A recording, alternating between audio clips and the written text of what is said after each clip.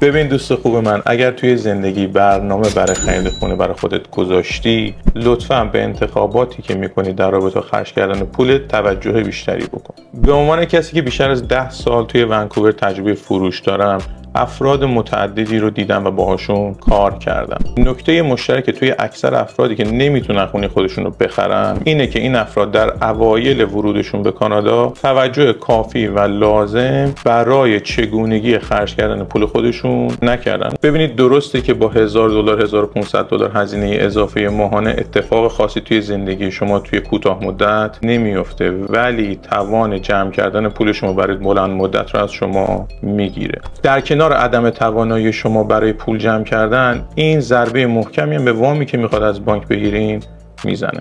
به عنوان مثال، به طور تقریبی قسط $1000 یک ماشین میتونه تا $100,000 از قدرت خرید شما توی خونتون کم بکنه. پیشنهاد دوستانه من به دوستانی که قصد خرید خونه دارن اینه: اگر قصد خرید خونه دارید از هزینه‌های بزرگ اجتناب بکنید قبل از اینکه خونتون رو بخرید. بعد از اینکه خونتون خریدین، مطمئن باشید که میتونید بهترین ماشین ها، بهترین گوشی ها، بهترین کامپیوترها، بهترین سفرها رو برای خودتون تجربه بکنید.